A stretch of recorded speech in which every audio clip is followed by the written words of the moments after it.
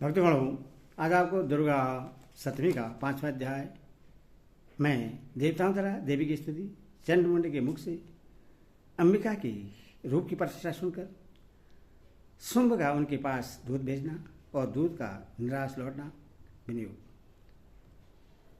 सुनिए। ओम इस उत्तर चरित्र के रुद्र ऋषि हैं, महा सरस्वती देवता है, अनष्टम छंद है, भीमा शक्ति है, भारवरी बीज है, सूर्य तत्व है और श्यामवेद स्वरूप है। महासरस्वती की प्रसन्नता के लिए उत्तर चरित्र के पाठ में इसका विनियोग किया गया है। ध्यान। जो अपने कर कमलों में घंटा, शूल, हल, शंख, मुसल, चक्र, धनुष और बाण धारण करती है, सरल ऋतु की शोभा संपन्न चंद्रमा के समान जिनकी मनोहर कांति है, जो तीनों लोगों की आधारभूता और शुंभ आदि दैत्यों का नाश करने वाली है, तथा गौरी के शरीर से जिनका पारकित्य हुआ है, उन महासरस्वती देवी का मैं निरंतर भजन करता हूँ। ऋषि कहते हैं, पूर्व काल में शुंभ और निशुंभ नामक असुरों ने अपने बल के घमंड में आकर सचिवती इंद्र के हाथ से तीनों लोकों का राज्य और यज्ञ भाग छीन लिए।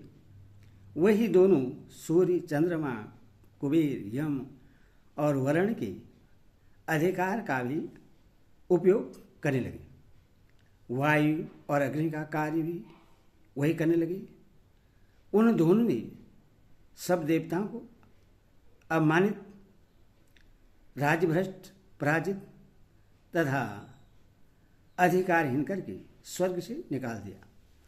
उन दोनों महान असुरों ने तिरस्कृत देवताओं ने अपराजिता देवी का स्मरण किया और सोचा, जगदम्बा ने हम लोगों को वर दिया था कि आपत्ति काल में समरण करने पर मैं तुम्हारी सब आपत्तियों का तत्काल नाश कर दूंगी। यह विचार कर देवता गिरिराज हिमालय पर गए और वहां भगवती विष्णु माया की स्तुति करने लगे। देवता बोले, देवी को नमस्कार है, महादेवी शिवा को सर्वदा नमस्कार है, प्रकृति एवं भद्रा को प्रणाम है। हम लोग नियम पूर्वक जगदम्बा को नमस्कार करते हैं। रुद्रा को नमस्कार है, नित्या, गौरी एवं धात्री को बारंबार नमस्कार है। ज्योति इष्टामयी चंद्र रूपिणी एवं सुख स्वरूपा देवी को सतत प्रणाम है। शरणागतों का कल्याण करने वाली वीर एवं सिद्ध रूपा देवी को हम बारंबार नमस्कार करते हैं। निहृति, राष्ट्र की लक्ष्मी, राजाओं की लक्ष्मी तथा सर्वाणी शिवपत्नी स्वरूपा आप जगदम्बा को बार बार नमस्कार है। दुर्गा, दुर्गपारा, दुर्गम संकट से पार उतारने वाले सारा सबकी सारभूता सर्वकारिणी ख्याति कृष्णा और धूमरा देवी को सर्वदा नमस्कार है। अत्यंत सौम्य तथा अत्यंत रुद्र रूपा देवी को हम नमस्कार करते हैं। उन्हें हमारा बारंबार प्रणाम है। जगत की आधारभूता कीर्ति देवी को बारंबार नमस्कार है। जो देवी सब प्राणियों में विष्णु माया के नाम से कही जाती है, उनको नमस्कार है, उनको नमस्कार, उनको नमस्कार, उनको बारंबार नमस्कार है। जो देवी सब प्राणी में चेतना कहलाती है, उनको नमस्कार, उनको नमस्कार, उनको बारंबार नमस्कार है। जो देवी सब प्राणियों में बुद्धि रूप से स्थित है,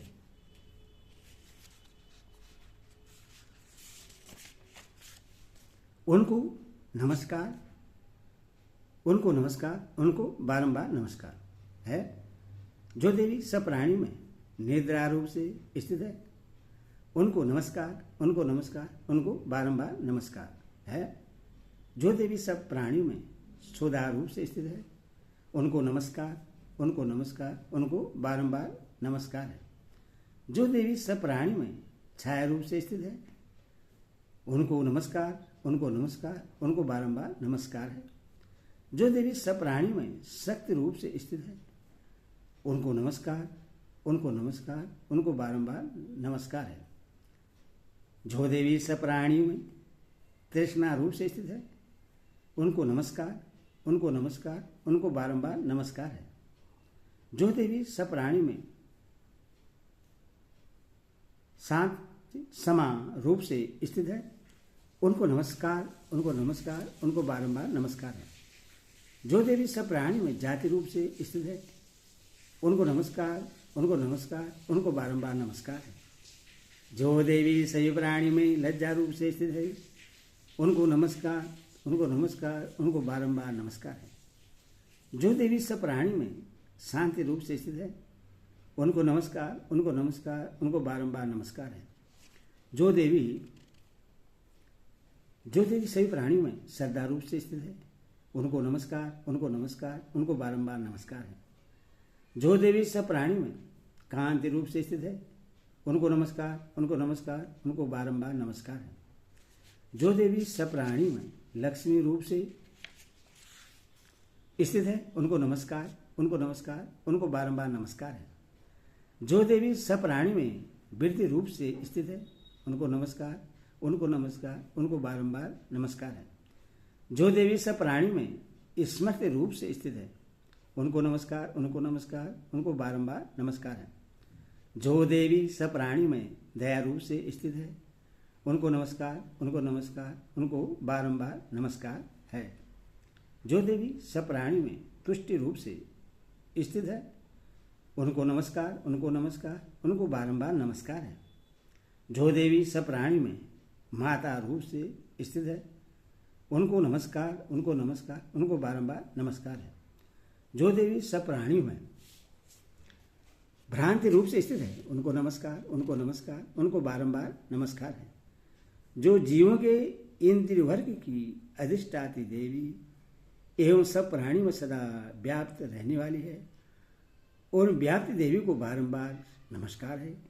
जो देवी चैतन्य रूप से इस संपूर्ण जगत को व्याप्त करके स्थित है, उनको नमस्कार, उनको नमस्कार, उनको बारंबार नमस्कार है। पूर्व काल में अपने अभिष्ट की प्राप्ति होने से देवताओं ने जिनकी स्तुति की तथा देवराज इंद्र ने बहुत दिनों तक जिनका सेवन किया, वह कल्याण की साधन होता है। ईश्वरी हमारा कल्याण और मंगल करे तथा सारी आपत्तियों का नाश कर डाले। उदंड दैत्यों से सताए हुए हम सभी देवता जिस परमेश्वर को इस समय नमस्कार करते हैं तथा भक्ति से विनम्र पुरुष के द्वारा स्मरण की जाने पर तत्काल ही संपूर्ण विभूतियों का नाश कर देती है, वही जगदम्बा हमारा संकट दूर करे। ऋषि कहते हैं, राजन, इस प्रकार जब देवता स्तुति कर रहे थे, उसी समय पार्वती देवी गंगा जी के जल में स्नान करने के लिए वहां आई। उस सुंदर बहु वाली भगवती ने देवताओं से पूछा, आप लोग यहाँ किसकी स्तुति करते हैं? तब उन्हीं के शरीर कोश से प्रकट हुई शिवा देवी बोली, शुंभ दैत्य से तिरस्कृत और युद्ध में निशुंभ से पराजित हो यहाँ एकत्रित हुए ये समझ देवता यह मेरी ही स्तुति कर रहे हैं। पार्वती जी के शरीर कोश से अंबिका का प्रादुर्भाव हुआ था, इसीलिए वह समस्त लोकों में कौशिकी कही जाती है। कौशिकी के प्रकट होने के बाद पार्वती देवी का शरीर काले रंग का हो गया, अथवा वे हिमालय पर रहने वाली कालिका देवी के नाम से विख्यात हुई। तदंतर शुंभ निशुंभ के भृत्य चंडमुंड वहां आए और उन्हें परम मनोहर रूप धारण करने वाली अंबिका देवी को देखा। फिर वे शुंभ के पास जाकर बोले, महाराज, एक अत्यंत मनोहर स्त्री है जो अपना दिव्य कांति से हिमालय को प्रकाशित कर रही है। वह ऐसा उत्तम रूप कहीं किसी ने भी नहीं देखा होगा। अश्वेश्वर, पता लगाइए वह देवी कौन है और उससे ले लीजिए। स्त्री में तो वह रत्न है, उसका प्रत्येक अंग बहुत ही सुंदर है तथा वह अपने श्री अंगों की प्रभा से संपूर्ण दिशाओं में प्रकाश फैला रही है। दैत्यराज, अभी वह हिमालय पर ही मौजूद है, आप उससे देख सकते हैं।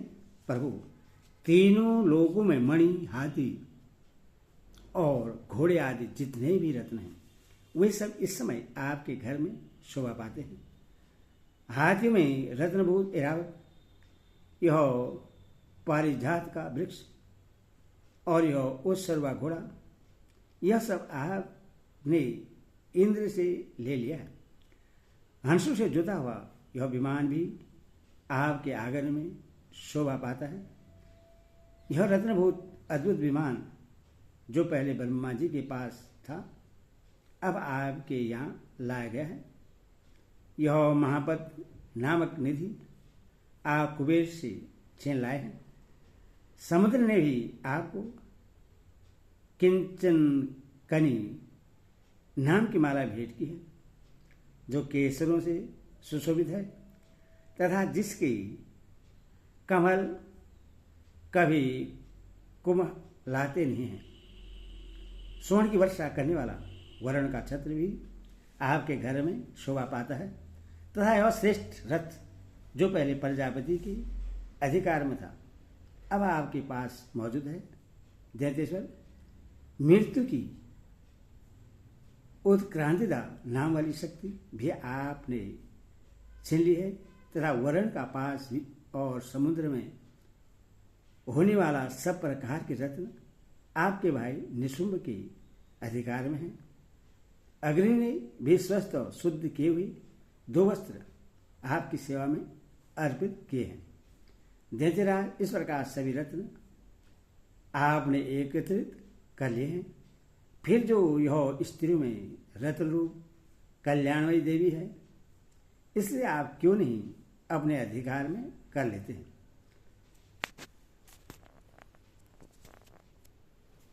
ऋषि कहते हैं, चंड मुंड का यह वचन सुनकर शुंभ ने महादैत्य सुग्रीव को दूत बनाकर देवी के पास भेजा और कहा, तुम मेरी आज्ञा से उसके सामने ये बातें कहना और ऐसा उपाय करना जिससे प्रश्न होगा वह शीघ्र ही यहाँ आ जाए।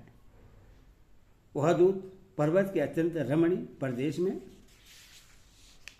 जहाँ देवी मौजूद थी गया और मधुर वाणी में कोमल वचन बोला। दूत बोला, देवी, दैत्यराज शुंभ इस समय तीनों लोगों के परमेश्वर हैं। मैं उन्हीं का भेजा हुआ दूत हूँ और यहाँ तुम्हारे ही पास आया हूँ। उनकी आज्ञा सदा सब देवता एक स्वर से मानते हैं, कोई उसका उल्लंघन नहीं कर सकता। वे संपूर्ण देवताओं को परास्त कर चुके हैं। उन्होंने तुम्हारे लिए जो संदेश दिया है उसे सुनो। संपूर्ण त्रिलोकी मेरे अधिकार में है, देवता भी मेरी आज्ञा के अधीन चलते हैं। संपूर्ण यज्ञों के भागों को मैं ही पृथक पृथक भोगता हूँ। तीनों लोकों में जितने श्रेष्ठ रत्न हैं वे सब मेरे अधिकार में हैं। देवराज इंद्र का वाहन ऐरावत जो हाथियों में रत्न के समान है मैंने छीन लिया है। क्षीर सागर का मंथन करने से जो असुरत्न उत्सर्वा प्रकट हुआ था उसे देवताओं ने मेरे पैरों पर पड़कर संपीड़ित किया है। सुंदरी, उनके सिवा और भी जितने रत्नभूत पदार्थ देवताओं, गंधर्वों और नागों के पास थे वे सब मेरे ही पास आ गए हैं। देवी, हम लोग तुम्हें संसार की स्त्रियों में रत्न मानते हैं, अतः तुम हमारे पास आ जाओ, क्योंकि रत्नों का उपभोग करने वाले हम ही हैं। चंचल कटाक्षों वाली सुंदरी, तुम मेरी या मेरे भाई महापराक्रमी निशुंभ की सेवा में आ जाओ, क्योंकि तुम रत्न स्वरूपा हो। मेरा वर्णन करने से तुम्हें तुलना रहित महान ऐश्वर्य की प्राप्ति होगी। अपनी बुद्धि से यह विचार कर तुम मेरी पत्नी बन जाओ। ऋषि कहते हैं, दूत के योग कहने पर कल्याणमयी भगवती दुर्गा देवी, जो इस जगत को धारण करती है, मन ही मन गंभीर भाव से मुस्कुराई और इस प्रकार कहा। देवी ने कहा, दूत, तुमने सत्य कहा है, इसमें तनिक भी मिथ्या नहीं है। शुंभ तीनों लोगों का स्वामी है और निशुंभ भी उसी के समान पराक्रमी है, किंतु इस विषय में मैंने जो प्रतिज्ञा कर ली है उसे मिथ्या कैसे करूं? मैंने अपनी अल्प बुद्धि के कारण पहले से जो प्रतिज्ञा कर रखी है उसे सुनो। जो मुझे संग्राम में जीत लेगा, जो मेरे अभिमान को चूर्ण कर देगा तथा संसार में जो मेरे समान बलवान होगा वही मेरा स्वामी होगा। इसे शुंभ अथवा महादैत्य निशुंभ स्वयं ही यहाँ पधारें और मुझे जीत कर शीघ्र ही मेरा पाणी ग्रहण कर लें। इसमें विलंब की क्या आवश्यकता है? दूत बोला, देवी, तुम घमंड में भरी हो, मेरे सामने ऐसी बातें न करो। तीनों लोगों में कौन ऐसा पुरुष है जो शुंभ निशुंभ के सामने खड़ा हो सके? देवी, अन्य दैत्यों के सामने भी सारे देवता युद्ध में नहीं ठहर सकते, फिर तुम अकेली स्त्री होकर कैसे ठहर सकती हो? जिन शुंभ आदि दैत्यों के सामने इंद्र आदि सब देवता भी युद्ध में खड़े नहीं हुए, उनके सामने तुम स्त्री होकर कैसे जाओगी? इसीलिए तुम मेरे ही कहने से शुंभ निशुंभ के पास चलो। ऐसा करने से तुम्हारे गौरव की रक्षा होगी, अन्यथा जब वे केस पकड़कर घसीटेंगे तब तुम्हें अपनी प्रतिष्ठा खोकर जाना पड़ेगा। देवी ने कहा, तुम्हारा कहना ठीक है। शुंभ बलवान है और निशुंभ भी बड़े पराक्रमी हैं, किंतु क्या करूं? मैंने पहले बिना सोचे समझे प्रतिज्ञा कर ली है। अथवा अब तुम जाओ, मैंने तुमसे जो कुछ कहा है वह सब दैत्यराज से आदरपूर्वक कहना, फिर वे जो उचित जान पड़े करें। इस प्रकार मार्कंडेय पुराण में सर्वाणी मंत्र की कथा के अंतर्गत देवी महात्म्य में देवी दूत संवाद नामक 5वां अध्याय पूरा हुआ। दुर्गे माता की जय।